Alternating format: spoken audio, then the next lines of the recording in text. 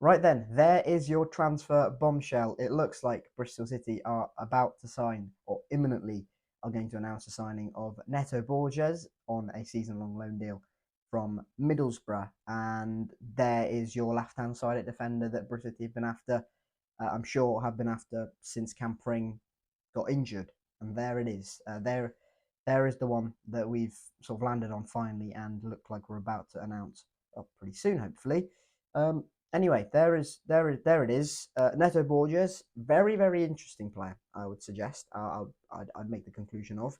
Uh, Joined Middlesbrough last summer, so 1 year ago, and under Michael Carrick in a back four, predominantly played as the left back. And what I'm hearing from Middlesbrough fans is wasn't particularly impressive as the left back, as the left full back in that back four.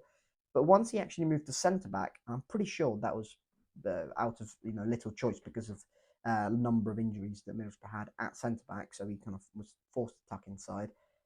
He became a lot better and actually was a lot more impressive playing in that left centre back role in a back four.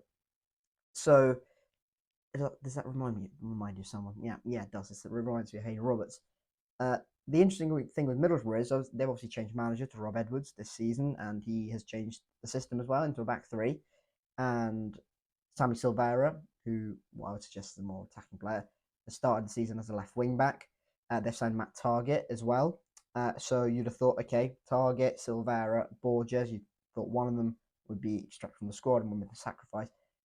On the face of it, when I initially thought, all right, Neto Borges, yeah, he goes, and that makes sense from a Bristol City perspective to get him in as well from Middlesbrough to lose him.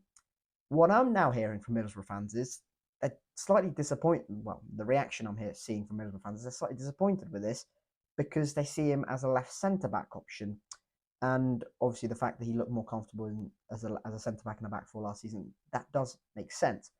That really strikes Hayden Roberts comparisons, and that really does sort of does make the match made in heaven, the both of them.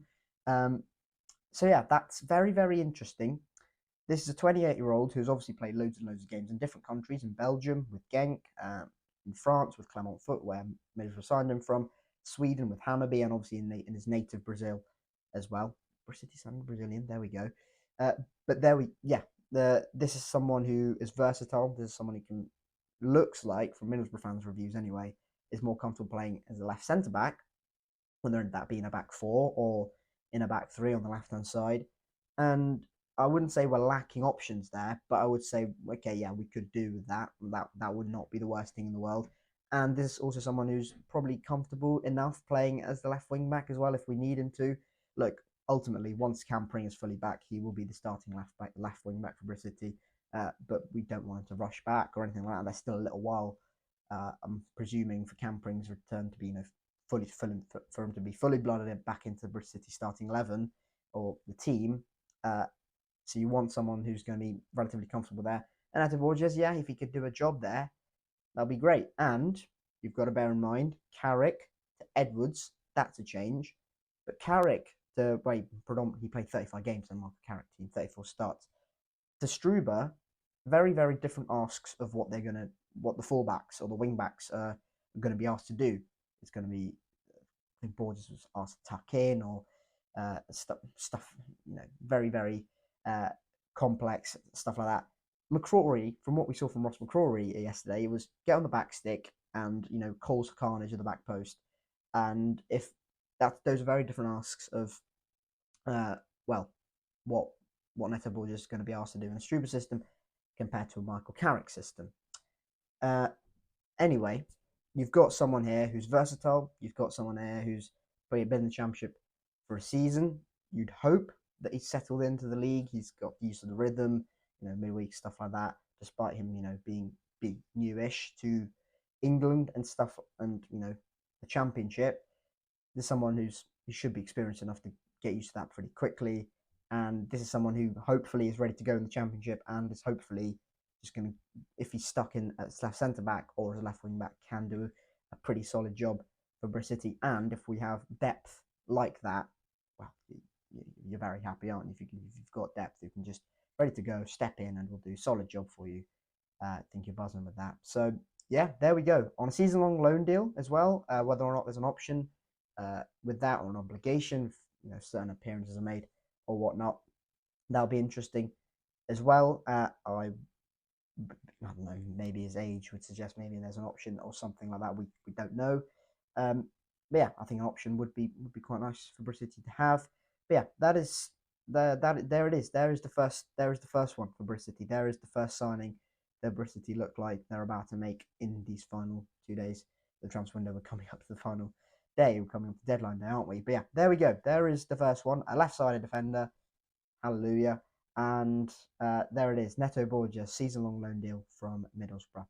Let me know your thoughts in the comment section down below on this one. I am, in my honest opinion, I'm a little bit I wouldn't say worried or concerned. I'm a little bit skeptical because this isn't I would have thought we would have signed someone natural sort of wing back, full back position instead of someone who can sort of play. I'm not saying that's a bad thing. He can play left centre back or is more comfortable as a left centre back and can also do a job as left wing back, but purely because of what we need desperately at the moment in those sort of areas, in that area of the pitch, I would have thought we would have made it very clear in our sort of recruitment plan. We want someone who can play left wing back. Hey, we may have tried that and it just didn't work out, and we may have just gone right. Just get someone who can play there, who can also play a couple of different positions. I think that may have been the situation we were forced into. Who knows? We may have not got the 1, 2, 3 signings we were wanted to in that position. It has taken a little while since Campering injury for us to go out and looks like signing this player. So yeah, there we go. That is the first one. Let me know thoughts on Neto Borges on a season-long loan deal from Middlesbrough in the comment section down below. Middlesbrough fans, if you're watching this, let me know thoughts on Neto Borges. Obviously, I'm not anywhere near as knowledgeable on him as you. And yeah, let me know thoughts. Do you agree with the statements I'm making on? He looked more comfortable as a centre back than he did left back.